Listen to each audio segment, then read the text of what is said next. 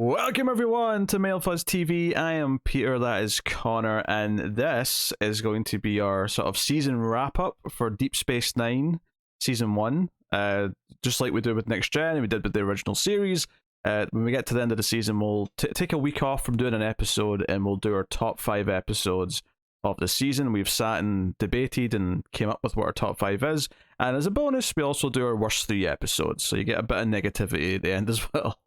In case that's what you're here for. And you never know, if it's a really bad season, it might be the other way around. Yeah, it's always possible. It's always possible. But so season 1 of Star Trek Deep Space Nine was slightly shorter than your typical season of the time. It's 19 episodes, for whatever reason led to that. So, you know, it's still enough to work with, you know, because I think when we did... Yeah, correct me if I'm wrong, the first episode's double length. It is double length, so technically it's 20. So in terms that's of 20 in the order, yeah. I'm sure there's an example where we had a shorter season for something, so we did a shorter list, but I can't remember what it was now. But or maybe it was the opposite. Maybe did we do a top 10 for the original series because the first season was like 29 episodes, so we said, we'll do a top 10 because there's so many of them. Maybe that sounds more likely. I think that's what we did, yeah. And I think we went to top 5 maybe with season 3 because that was the one that was down to like 22 episodes, yeah. And I think as well it was a matter of quality where we thought we can't get 10 great episodes out of this. That's right. I think season 1 and 2 were top 10s, and then from there we've moved down a bit. So anyway, so we'll get into it. We'll do our top 5 episodes of season 1. And we did have some delays in this middle of the season for this and Next Gen season 6, which was fine for the good episodes because the good episodes, you know, were good, so we remembered them, you know, enough to like have an opinion still. The bad episodes were a little bit tougher. So, which I mean is a problem for this video, but it's good for our own sanity. Yes. It's not a problem overall. It's just for the sake of justifying our picks for the worst. It's going to come down to, I remember this being bad. I don't really remember particularly why, but I remember really being upset.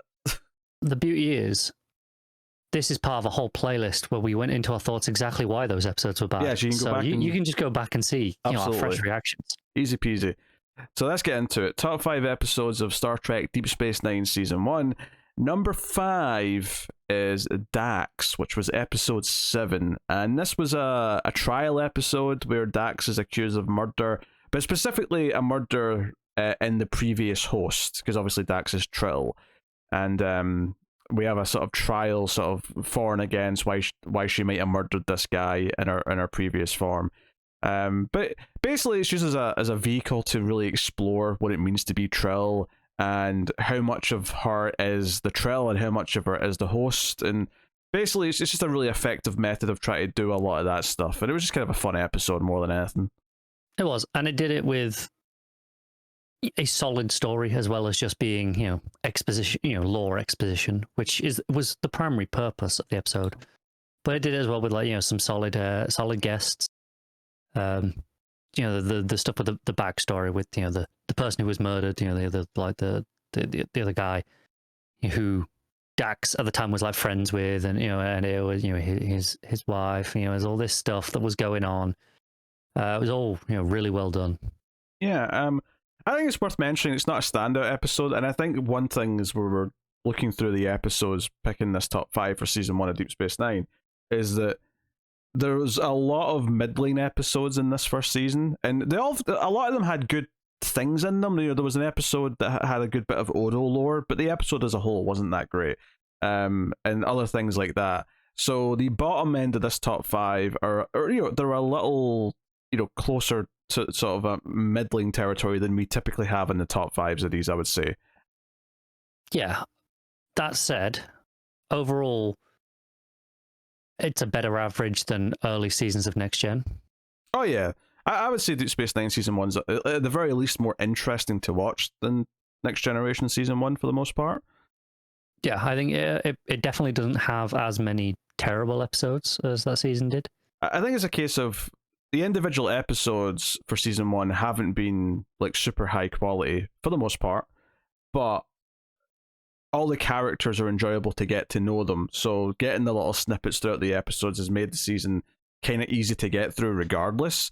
but it does mean that when we're getting to these like top fives and things like that, that it is a little bit tougher. But Dax was a solid episode.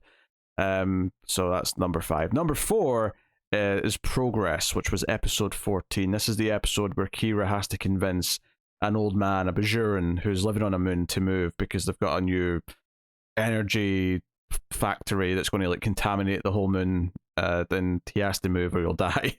But he's stubborn and doesn't want to. And this is basically plays into her feelings. And I would say if this season has a through line, it's the fact that Kira was a fighter in the war against the Cardassians, and she has to wrestle with the fact that she's now not a rebel anymore. She's part of the system, and how that translates to like making tough choices where she has to move this old man. And the back and forth between them and kind of her sense of like conflict because she doesn't want to make him to move because her whole thing when she was a rebel was resisting what others were telling Bajorans to do.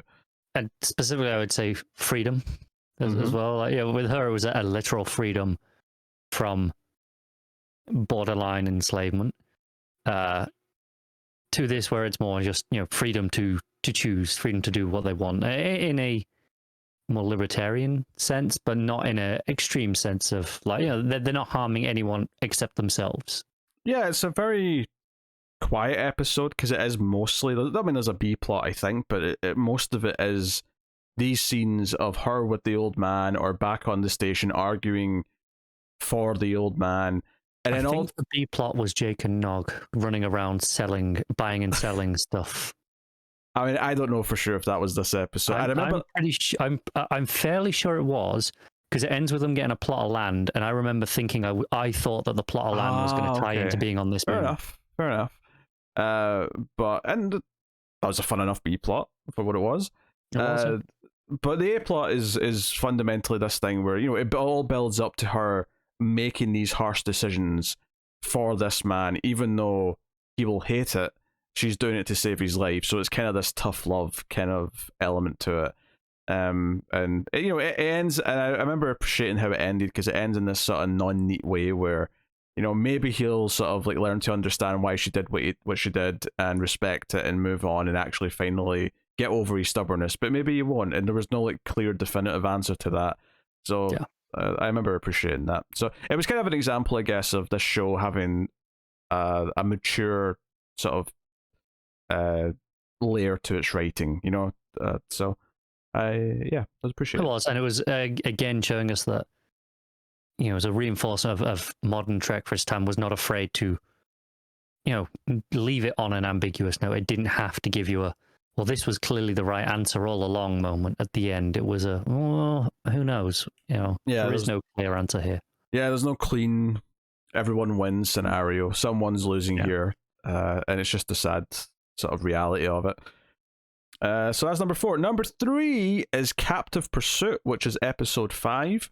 And this is the episode where an alien is being chased out of the wormhole. And as we learn throughout the episode, because they say it's a fugitive at first and they demand this guy be handed over, it turns out that this is a race that actually hunt this other race. It's kind of like a slave race who are used purely for hunting.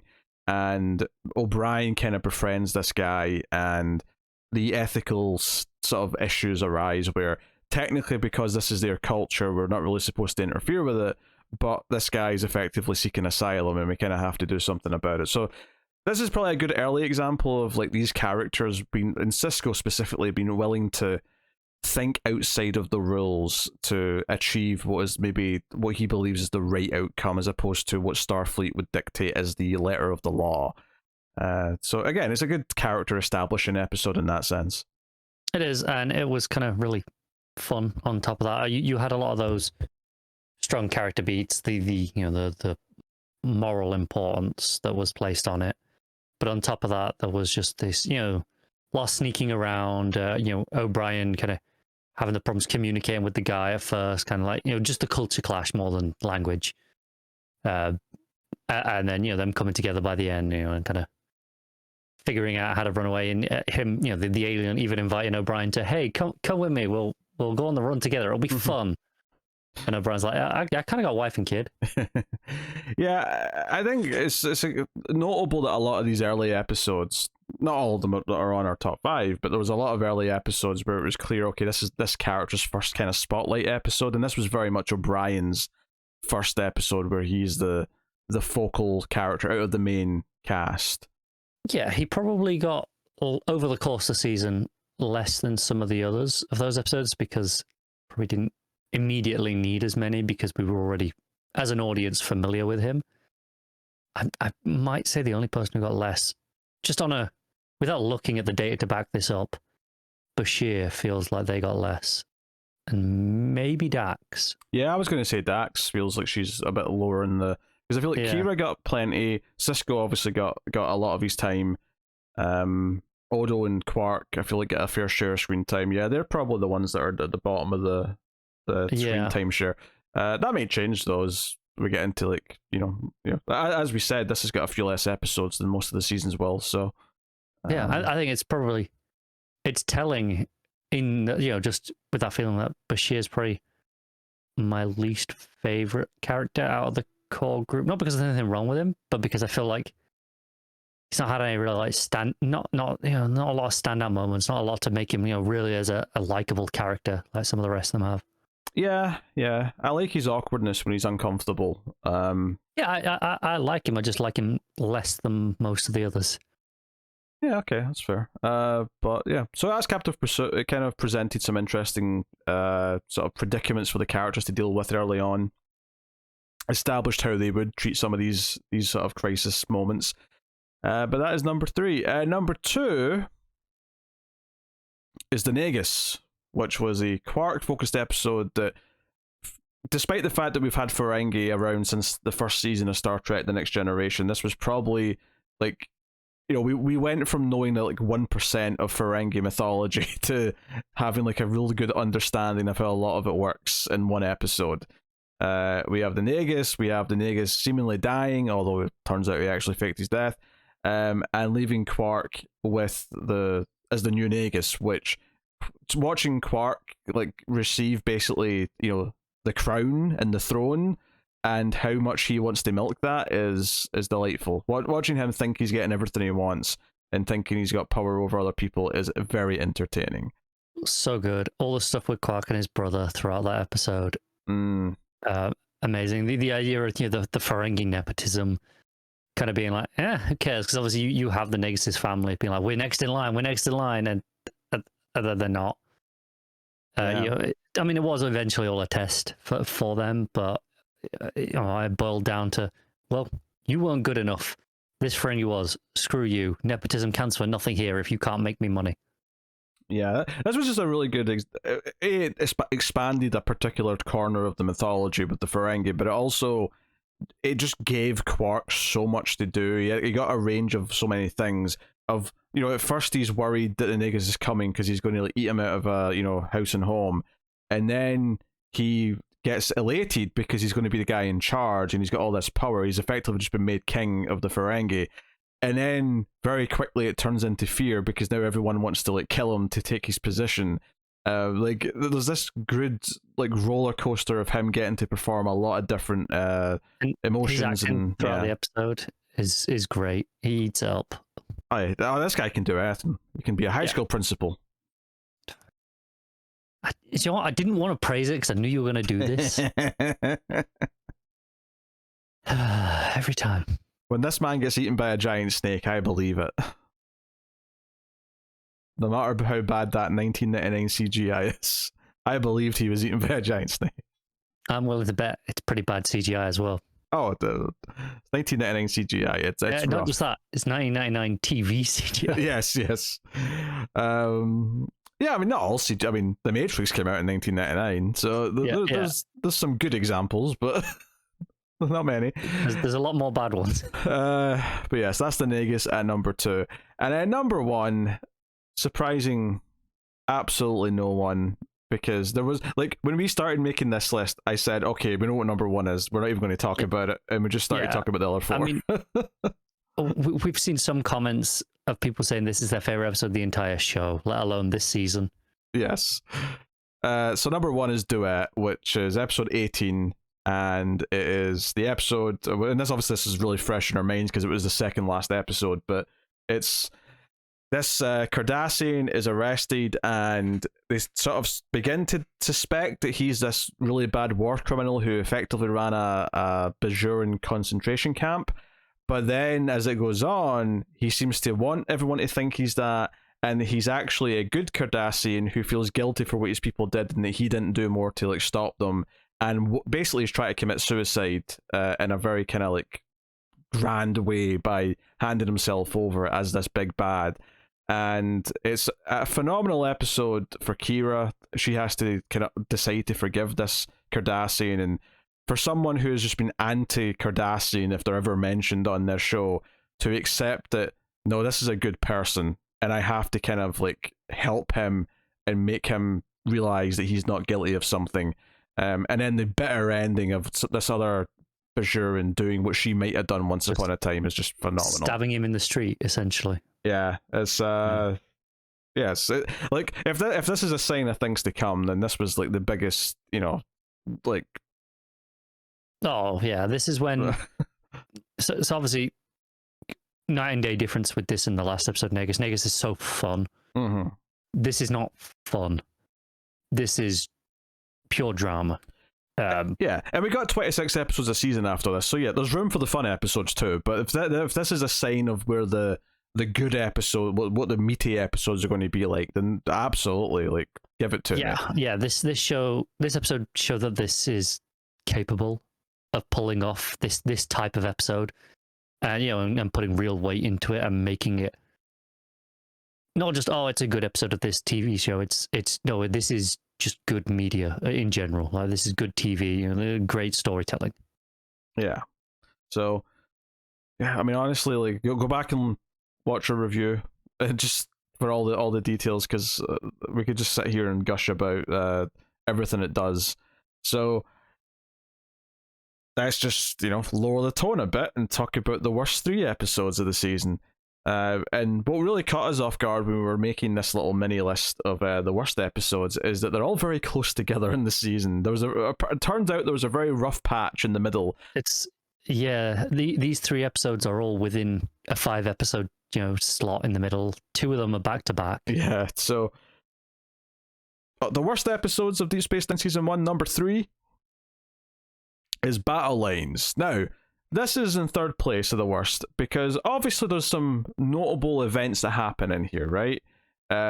You've got the Kai's death. Well, kind of. She's technically still alive in a way, but she has to stay back on this warring moon planet. For all intents and purposes, she is essentially dead. But and we got a cool guest star because Mike from Breaking Bad popped up. Yes, but honestly, the concept of this planet resurrecting everyone so they can't die, so the war's never ending, is a really cool concept.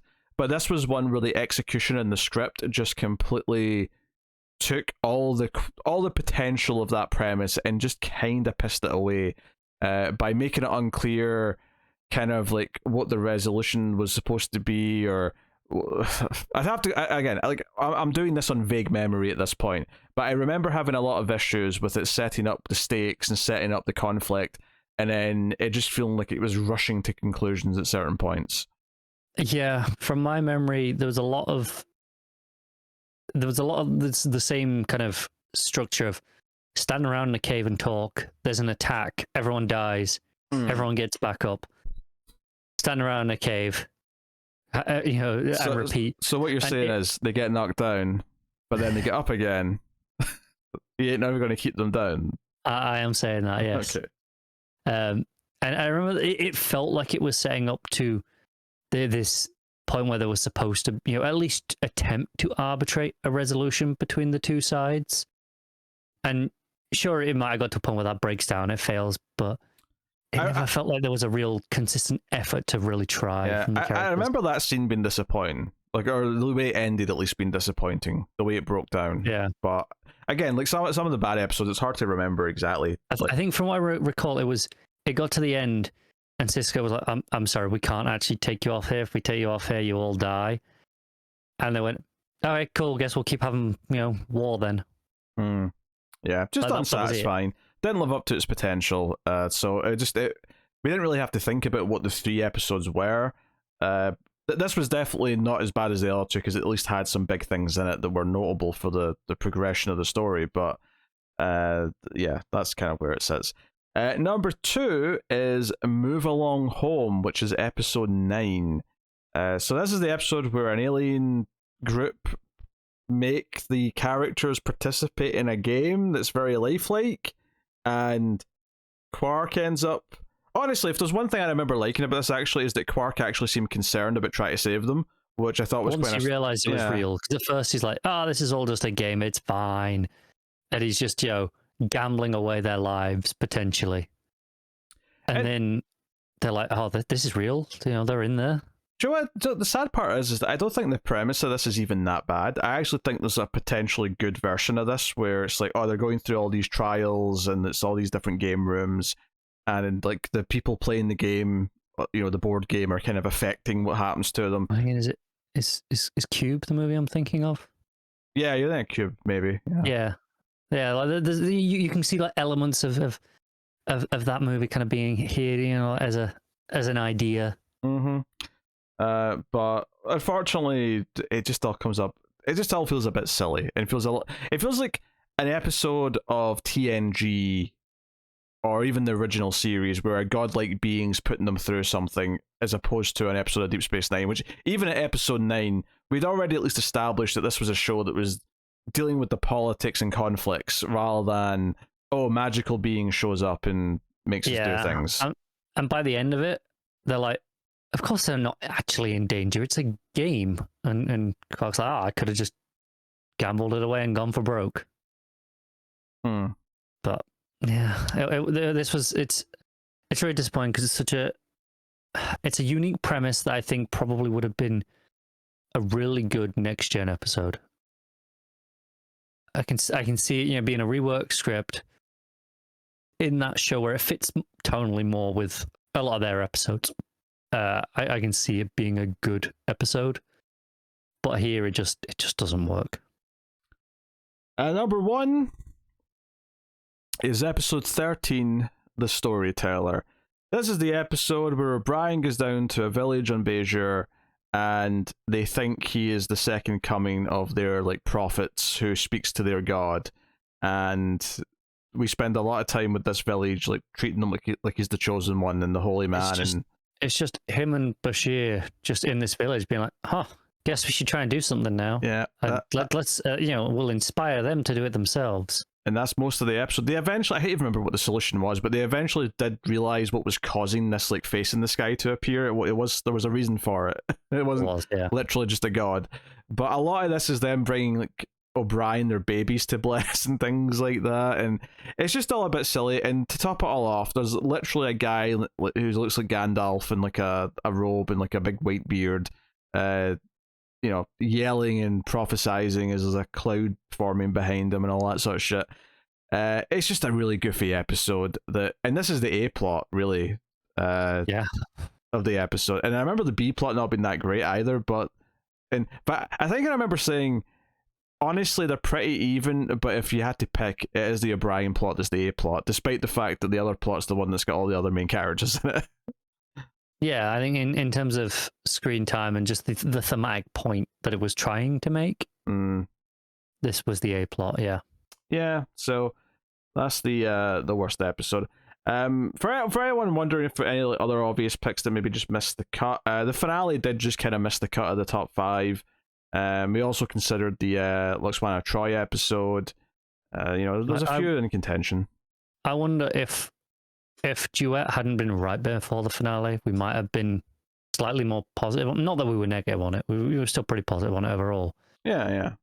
But it might not have been coming right after such an incredible episode. We might have liked it even more than we actually did, potentially. Yeah, the final episode was good. Was. Yeah. But hey, that's the season as a whole. I mean, if I was to sum up my feelings, there's a lot of middling episodes that have good sort of character introductory parts to them. I really enjoyed the Odo and Quark relationship. They're probably my 2 favorite characters just broadly on the show so far. Duet was a phenomenal episode. It makes me excited for what the show's got to come.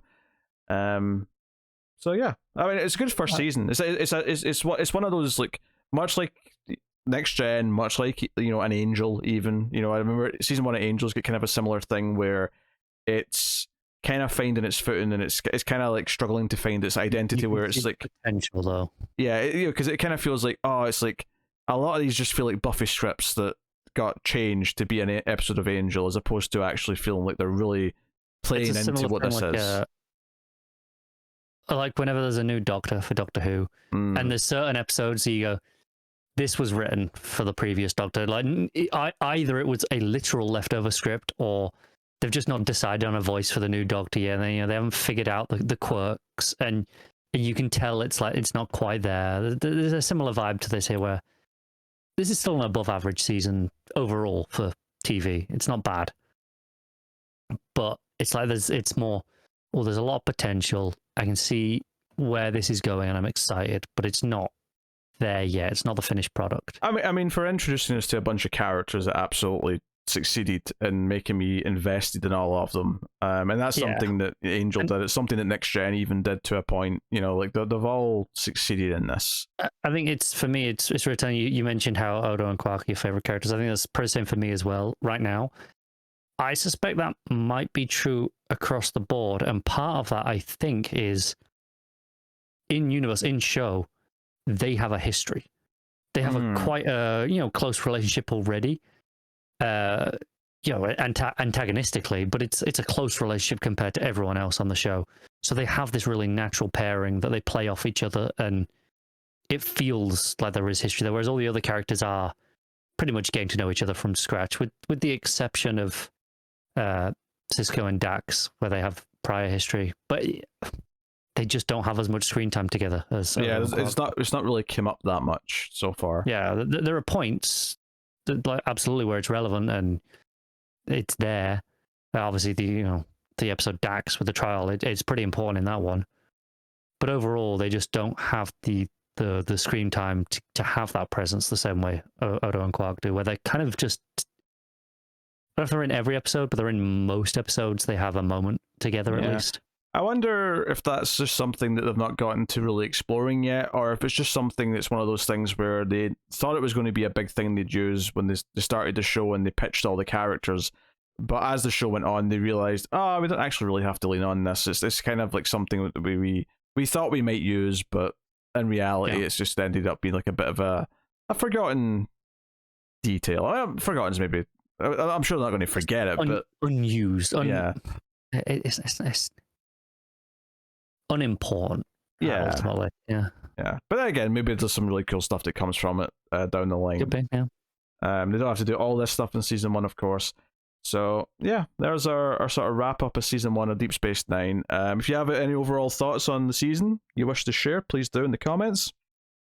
Of course, you can support all the content over at patreon.com/MailFuzzTV and help keep it all coming. But that is our show. So we'll see you next time for our top 5 episodes of Star Trek The Next Generation season 6. The plan is to just put that out later this week, rather than making you have 2 weeks with no regular review episodes. So you'll get both these top 5s in the same week, and then I think it'll be Star Trek Next Generation season 6 starts off first based on their dates. So that'll be next week. So yeah, thank you very much for joining us. We always appreciate it. Keep watching Star Trek, and I'm sure Odo could write out his top 5 in liquid, T1000 sort of form into as a puddle.